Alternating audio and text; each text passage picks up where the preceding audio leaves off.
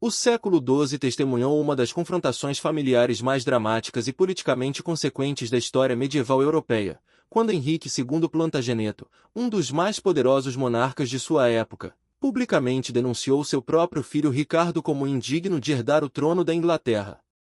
Esta rejeição paterna não apenas revelou as tensões profundas que dilaceravam a família real mais influente da Europa, mas também preparou o terreno para uma das mais extraordinárias transformações pessoais e políticas da era medieval. O jovem príncipe que foi desprezado por seu próprio pai como inadequado para governar eventualmente se tornaria Ricardo Coração de Leão, um monarca cujo nome ressoa através dos séculos como símbolo de coragem, liderança militar e honra cavaleiresca. Esta história épica de rejeição, redenção e triunfo final demonstra como as mais amargas disputas familiares podem forjar caracteres destinados à imortalidade histórica. Não se esqueça de se inscrever no nosso canal e dar um like neste vídeo se você está curtindo mais esse épico de guerra, política e disputas familiares sobre o trono inglês. A ascensão de Henrique II ao trono inglês em 1154 marcou o início da dinastia Plantageneta e uma nova era de consolidação do poder real na Inglaterra e nos vastos territórios continentais que constituíam o Império Angevino. Henrique havia herdado não apenas o trono inglês através de sua mãe Matilde, mas também controlava extensos domínios na França, incluindo a Normandia através de sua linhagem paterna e a Aquitânia através de seu casamento estratégico com Leonor da Aquitânia, uma das mulheres mais poderosas e influentes de sua época.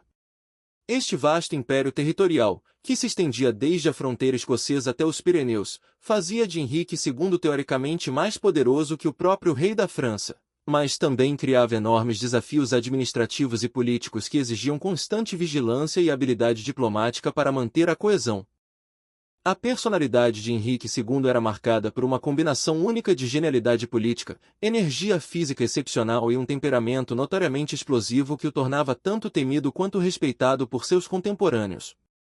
Cronistas da época o descreviam como um homem de estatura mediana mas presença imponente, com cabelos ruivos característicos da linhagem normanda e olhos que podiam alternar entre a astúcia calculista e a fúria devastadora. Sua capacidade de trabalho era lendária, frequentemente viajando incansavelmente através de seus domínios para supervisionar pessoalmente a administração, resolver disputas legais e reprimir rebeliões.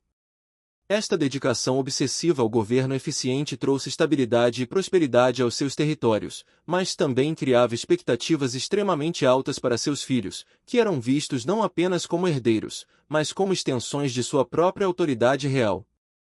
O casamento de Henrique com Leonor da Aquitânia havia sido inicialmente uma aliança política brilhante que uniu dois dos mais poderosos domínios da Europa Ocidental, mas gradualmente se deteriorou em uma batalha de vontades entre duas personalidades igualmente fortes e ambiciosas. Leonor, que anteriormente havia sido casada com Luís VII da França antes de obter a anulação para se casar com Henrique, trouxe para o casamento não apenas vastos territórios, mas também uma sofisticação cultural e uma independência de espírito que frequentemente entravam em conflito com as expectativas convencionais sobre o papel das rainhas medievais. Suas diferenças com Henrique se intensificaram ao longo dos anos, exacerbadas pelas infidelidades notórias do rei e pelos desacordos fundamentais sobre como seus filhos deveriam ser educados e preparados para suas futuras responsabilidades. Ricardo nasceu em 1157 em Oxford, o terceiro filho do casal real, em um período quando as tensões entre seus pais já começavam a se manifestar em disputas abertas sobre política e autoridade. Desde seus primeiros anos, Ricardo demonstrou características que tanto impressionavam quanto preocupavam seu pai, uma inteligência aguda combinada com um temperamento impetuoso, coragem física excepcional temperada por um orgulho que frequentemente beirava a arrogância, e uma independência de espírito que ecoava fortemente a personalidade de sua mãe. Leonor, reconhecendo no filho uma alma kindred, investiu considerável energia em sua educação, garantindo que ele fosse treinado não apenas nas artes militares tradicionais, mas também nas tradições cortesãs refinadas da Aquitânia, incluindo literatura, música e as complexidades da política feudal. A educação de Ricardo na corte de sua mãe na Aquitânia expôs o jovem príncipe a uma cultura significativamente diferente daquela que prevalecia nas cortes normandas mais austeras do norte. A Aquitânia era conhecida por suas tradições trovadorescas, sua sofisticação artística e uma abordagem mais liberal em relação às questões de honra e autoridade individual. Esta exposição cultural moldou profundamente a personalidade de Ricardo, incutindo nele não apenas uma apreciação pelas artes refinadas, mas também um conceito de honra pessoal e dignidade real que frequentemente entrava em conflito com as expectativas mais pragmáticas e controladoras de seu pai. O jovem príncipe desenvolveu uma compreensão intuitiva de que a verdadeira autoridade real deveria ser conquistada através de demonstrações pessoais de coragem e competência, em vez de simplesmente herdada através da linhagem. As primeiras manifestações sérias de tensão entre Henrique II e Ricardo emergiram durante a adolescência do príncipe, quando ficou claro que o jovem herdeiro não estava disposto a aceitar passivamente as diretrizes paternas sobre como deveria conduzir sua vida e suas responsabilidades ducais na Aquitânia. Henrique, acostumado ao controle absoluto sobre todos os aspectos de seu império, esperava que seus filhos funcionassem essencialmente como extensões de sua própria autoridade, implementando suas políticas sem questionamento e reportando regularmente sobre suas atividades. Ricardo, no entanto, demonstrou desde cedo uma tendência a agir independentemente, tomando decisões sobre assuntos militares e administrativos em seus domínios aquitanos sem consultar previamente seu pai. Uma abordagem que Henrique interpretava como insubordinação perigosa. A situação familiar tornou-se ainda mais complexa devido às ambições conflitantes dos outros filhos de Henrique, cada um buscando maximizar sua própria posição dentro da hierarquia dinástica. Henrique, o jovem rei, havia sido coroado como herdeiro designado durante a vida de seu pai, mas encontrava-se frustrado pela falta de autoridade real que acompanhava seu título cerimonial. Godofredo da Bretanha demonstrava uma astúcia política considerável, mas também uma propensão para intrigas que preocupava seu pai. João, o filho mais novo, rapidamente se tornou o favorito paterno, uma preferência que criava tensões adicionais dentro da família e alimentava as suspeitas dos irmãos mais velhos sobre as verdadeiras intenções sucessórias de Henrique. A década de 1170 testemunhou uma escalada dramática nas tensões familiares que culminaria na Grande Revolta de 1173 a 1174, quando 3 dos 4 filhos de Henrique se uniram em rebelião aberta contra seu pai. Esta revolta não foi simplesmente uma disputa familiar, mas um conflito político de proporções internacionais que envolveu alianças com inimigos externos dos Plantagenetas, incluindo o rei da França e vários barões descontentes nos territórios angevinos. Ricardo desempenhou um papel central nesta rebelião, não apenas como participante ativo nas operações militares, mas como símbolo da resistência à autoridade paterna que muitos nobres viam como excessivamente centralizada e opressiva. Durante este período de conflito aberto, Henrique II expressou publicamente sua decepção e raiva em relação a Ricardo através de declarações que foram registradas por cronistas contemporâneos e que ecoaram através das cortes europeias. As palavras exatas variam entre as diferentes fontes históricas, mas o sentimento consistente era de que Henrique considerava Ricardo como indigno da confiança real e inadequado para as responsabilidades da liderança. Estas denúncias públicas não eram meramente expressões de frustração paterna, mas declarações políticas calculadas destinadas a minar a legitimidade de Ricardo aos olhos dos nobres que poderiam ser tentados a apoiar suas ambições independentes. A acusação de indignidade carregava peso particular na cultura política medieval, onde a honra pessoal e a reputação constituíam fundamentos essenciais da autoridade. Para um príncipe ser publicamente declarado indigno por seu próprio pai representava não apenas humilhação pessoal, mas potencial dano político permanente que poderia afetar sua capacidade futura de comandar lealdade e respeito. Henrique compreendia perfeitamente as implicações de suas palavras e as usava como arma política para tentar forçar Ricardo à submissão, calculando que a ameaça à reputação do príncipe seria suficiente para quebrar sua resistência. No entanto, a estratégia de Henrique subestimou fundamentalmente a determinação e a resiliência de Ricardo, que reagiu às acusações paternas não com capitulação, mas com uma resolução ainda maior de provar sua dignidade através de ações em vez de palavras. O jovem príncipe compreendeu intuitivamente que a melhor resposta às dúvidas sobre sua competência seria uma demonstração prática de liderança eficaz, coragem militar e habilidade política que tornaria impossível questionar sua adequação para posições de autoridade. Esta compreensão moldaria profundamente sua abordagem subsequente ao governo e à guerra, sempre consciente da necessidade de validar sua posição através de conquistas tangíveis. A supressão da Grande Revolta por Henrique II resultou em uma reconciliação temporária entre pai e filho, mas as feridas emocionais e políticas permaneceram abertas, criando uma dinâmica familiar tensa que persistiria até a morte de Henrique. Ricardo retornou à Aquitânia com uma compreensão mais clara tanto de suas próprias capacidades quanto das limitações da autoridade paterna, iniciando um período de consolidação de poder que demonstraria definitivamente sua competência como líder militar e administrador. Suas campanhas subsequentes na Aquitânia contra barões rebeldes e seus esforços para estabelecer ordem em territórios tradicionalmente turbulentos forneceram evidências crescentes de que as acusações de indignidade eram, na melhor das hipóteses, prematuras. Durante este período de relativa autonomia na Aquitânia, Ricardo desenvolveu e refinou as habilidades militares e políticas que mais tarde o tornariam famoso em toda a Europa. Suas campanhas contra fortalezas rebeldes eram caracterizadas não apenas por coragem pessoal excepcional, mas também por planejamento estratégico sofisticado e uma compreensão intuitiva da psicologia militar que lhe permitia inspirar lealdade fanática em seus seguidores. Cronistas contemporâneos começaram a notar que o príncipe que havia sido denunciado como indigno estava, na verdade, demonstrando qualidades de liderança que rivalizavam ou até superavam as de seu famoso pai. A reputação crescente de Ricardo como comandante militar competente e líder carismático gradualmente começou a alterar as percepções sobre sua adequação para responsabilidades maiores. Nobres que anteriormente haviam questionado sua maturidade política começaram a reconhecer que o jovem duque da Aquitânia possuía não apenas coragem e determinação, mas também a inteligência estratégica e a presença pessoal necessárias para liderança eficaz. Esta mudança de percepção foi particularmente significativa porque demonstrou que as avaliações iniciais de caráter e competência poderiam ser revisadas com base em evidências de desempenho prático.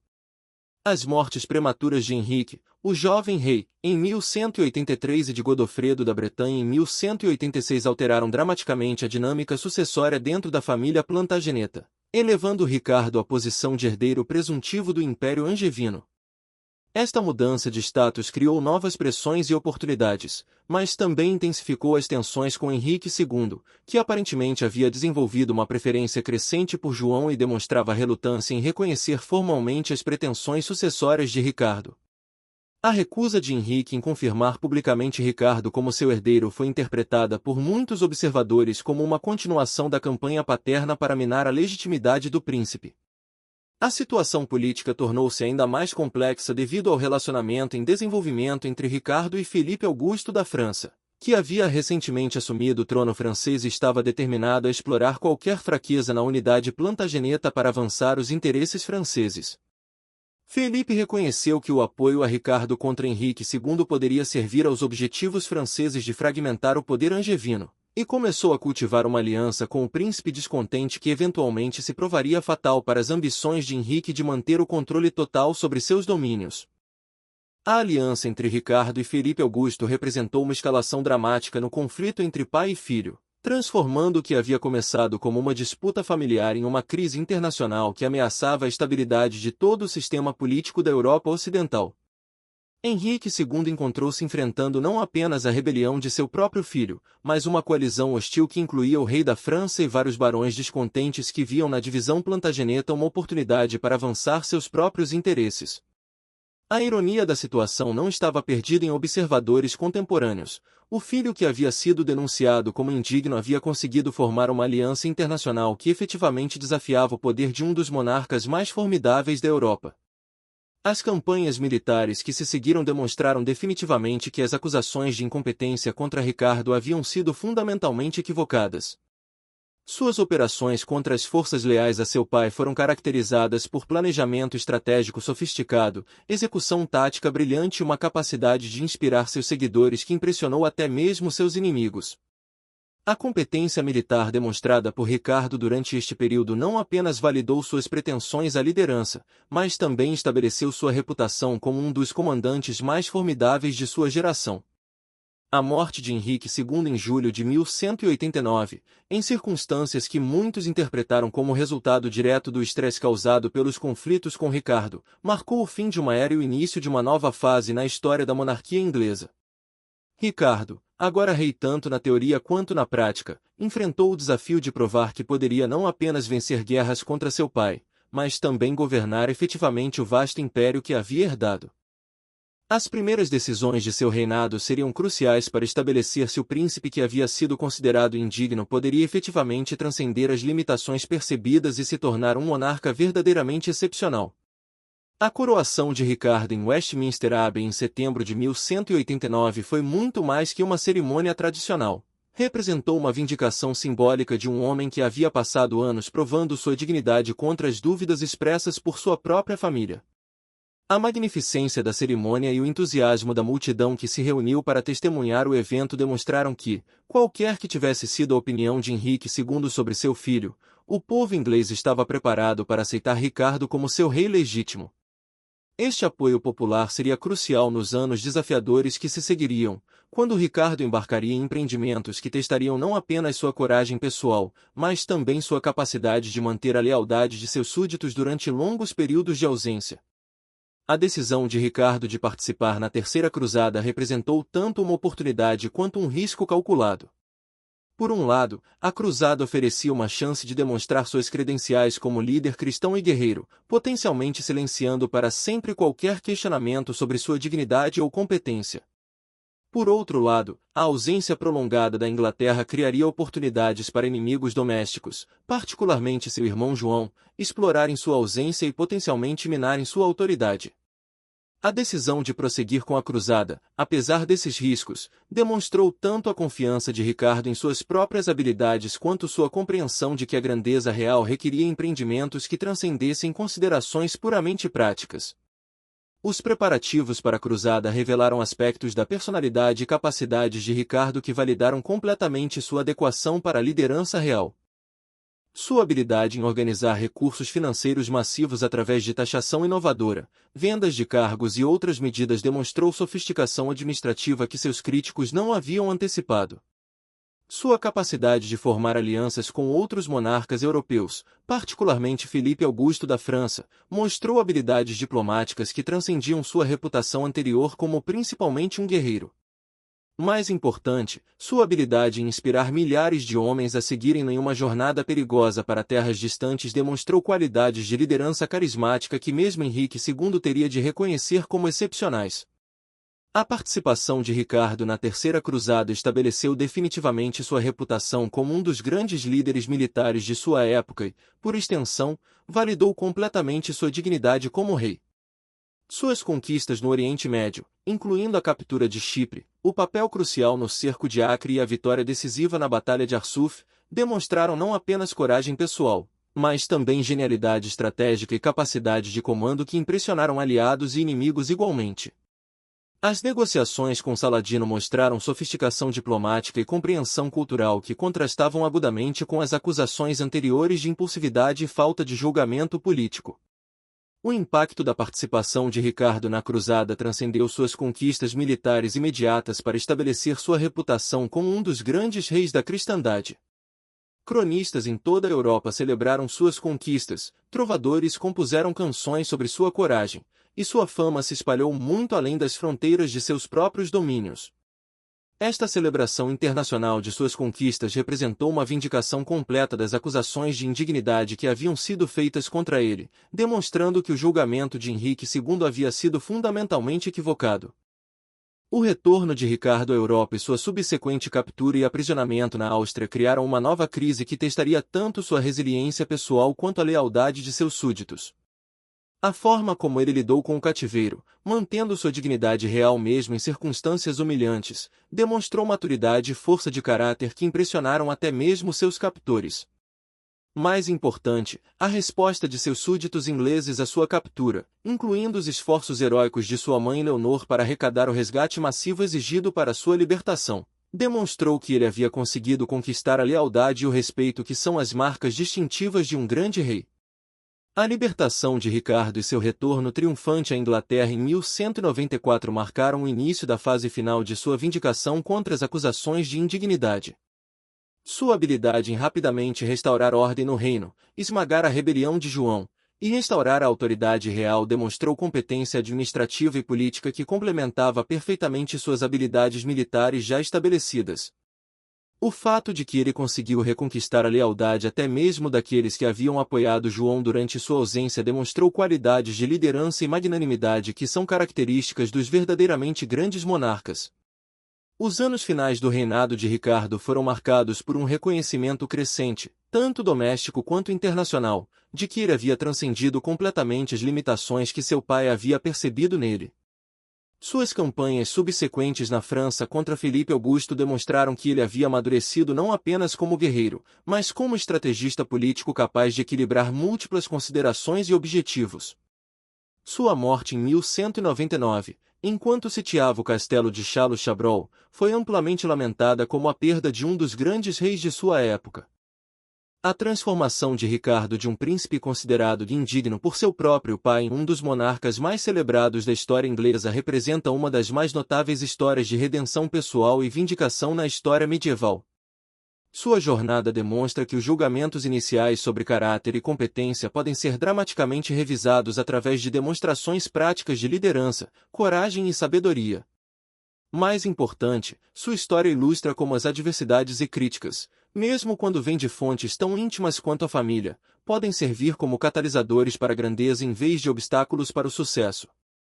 O legado duradouro de Ricardo Coração de Leão como um dos grandes reis da Inglaterra permanece como testemunho final da inadequação das avaliações iniciais feitas por Henrique II. A história lembrou Ricardo não como o filho indigno que seu pai uma vez denunciou, mas como um rei cavaleiro cujas conquistas em guerra e paz estabeleceram padrões de grandeza real que influenciariam gerações subsequentes de monarcas. Sua vida serve como um lembrete poderoso de que a verdadeira dignidade real deve ser conquistada através de ações e conquistas, e que até mesmo os julgamentos mais severos podem ser superados através de determinação, coragem e excelência demonstrada.